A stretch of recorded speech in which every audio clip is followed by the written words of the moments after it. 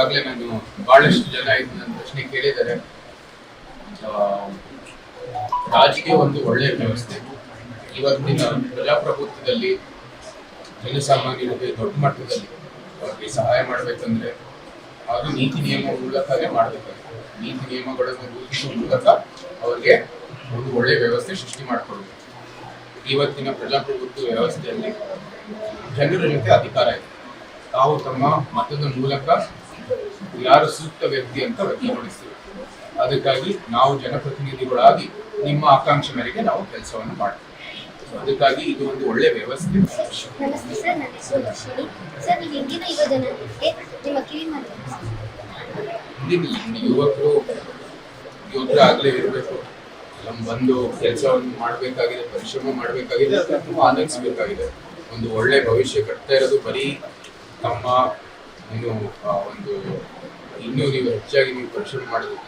ಈ ಭಾರತವನ್ನು ಆನಂದಿಸಬೇಕಾಗಿರೋ ದೃಷ್ಟಿಯಲ್ಲಿ ನಾವು ಕೆಲಸವನ್ನು ಮಾಡ್ತಾ ಇದ್ದೀವಿ. ಅದಕ್ಕಾಗಿ ಯುವಕರಿಗೆ ನಾನೇನು ಜಾಸ್ತಿ ಹೇಳಬಹುದಿಲ್ಲ.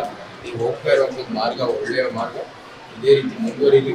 ಭಾರತೀಯ ಭಾವನೆಯನ್ನು ಅಳವಡಿಸಿಕೊಂಡು, ಭಾರತೀಯ ಒಂದು ಆಲೋಚನೆಯನ್ನು ಅಳವಡಿಸಿಕೊಂಡು ನೀವು ಮುಂದುವರಿಬೇಕಾಗಿರೋದು ಅತಿ ಅವಶ್ಯಕ. ಇವತ್ತಿನ ಭಾರತ ಅನನ್ಯವಾದಂತಹ ಒಂದು ದೇಶ. ಭಾರತೀಯ ಕಲ್ಪನೆ, ಭಾರತೀಯ ಇತಿಹಾಸ, ಭಾರತೀಯ ಧರ್ಮ ಮತ್ತು ಭಾರತೀಯ ಒಂದು ಆಲೋಚನೆ ಎಲ್ಲರಲ್ಲೂ ಇರಬೇಕಾಗಿರೋದು ಅತಿ ಅವಶ್ಯಕ. ಈ ಭಾರತೀಯ ಒಂದು ಪರಂಪರೆಯ ಆಧಾರದ ಮೇಲೆ ವಿಕಸಿತ ಭಾರತವನ್ನು ನಾವು ನಿರ್ಮಾಣ ಮಾಡ್ತಾ ಇರೋದು. ಅದಕ್ಕಾಗಿ ನೀವೆಲ್ಲರೂ ಈ ಭಾರತೀಯತೆಯನ್ನು ನೀವು ಅಳವಡಿಸ್ಕೊಂಡು ಹೋದ್ರೆ ಅದೇ ಒಂದು ಒಳ್ಳೆ ಬೆಳವಣಿಗೆ ಅಂತ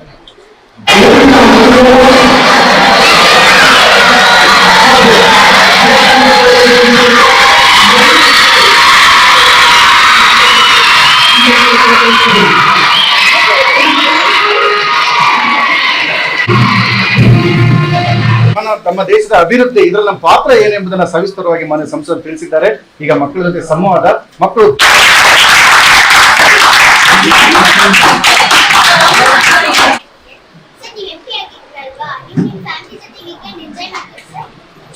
ಇಲ್ಲ, ನಮಗೆ ಅಷ್ಟು ಟೈಮ್ ಇಲ್ಲ. ಅದರ ಸಂಘಟಿತ ರೀತಿಯಲ್ಲಿ ಮನೆಗೆ ಸಾರ್ವಜನಿಕರಿಗೆ ಆ ಥರ ಒಂದು ಸಮಯ ಇಲ್ಲ. ಯಾವಾಗ ಸಮಯ ಸಿಗುತ್ತೆ ಯಾವಾಗಲೇ ನಮಗೆ ಟೈಮ್ ಇದೆ. ಏನಾಗಿದೆ ಇವಾಗ ದೊಡ್ಡ ಮಗನೂ ಕೂಡ ಬಹಳ ಬ್ಯುಸಿ ಆಗಿದ್ದಾನೆ. ಅವನು ಕರಾಟೆ ಇದೆ, ಸ್ವಿಮ್ಮಿಂಗ್ ಇದೆ, ಟೆನ್ನಿಸ್ ಇದೆ, ಏನೇನೋ ಮಾಡ್ತಾನೆ, ಸಂಗೀತ ಮಾಡ್ತಾನೆ. ಸೊ ಅದೆಲ್ಲಕ್ಕೂ ಕೂಡ ಅವನು ವೀಕೆಂಡಲ್ಲೇ ಅವನಿಗೆ ಜಾಸ್ತಿ ಟೈಮ್. ಎಲ್ಲರೂ ಬ್ಯುಸಿ ಇದೆ.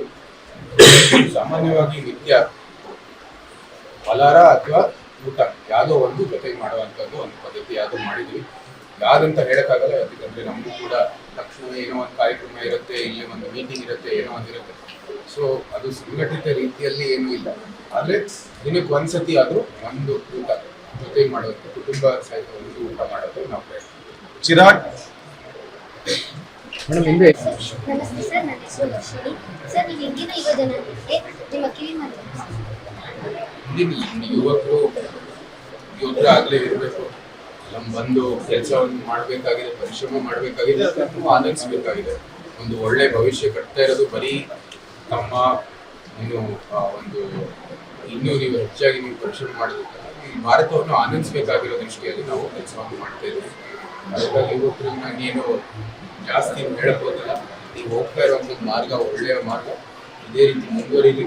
ಭಾರತೀಯ ಭಾವನೆಯನ್ನು ಅಳವಡಿಸಿಕೊಂಡು, ಭಾರತೀಯ ಒಂದು ಆಲೋಚನೆಯನ್ನು ಅಳವಡಿಸಿಕೊಂಡು ನೀವು ಮುಂದುವರಿಬೇಕಾಗಿರೋದು ಅತಿ ಅವಶ್ಯಕ.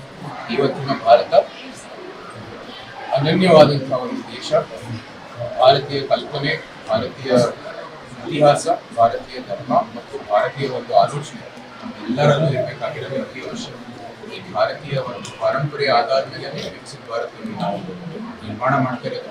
ಅದಕ್ಕಾಗಿ ನೀವೆಲ್ಲರೂ ಈ ಭಾರತೀಯತೆಯನ್ನು ನೀವು ಅಳವಡಿಸ್ಕೊಂಡು ಹೋದ್ರೆ ಅದೇ ಒಂದು ಒಳ್ಳೆ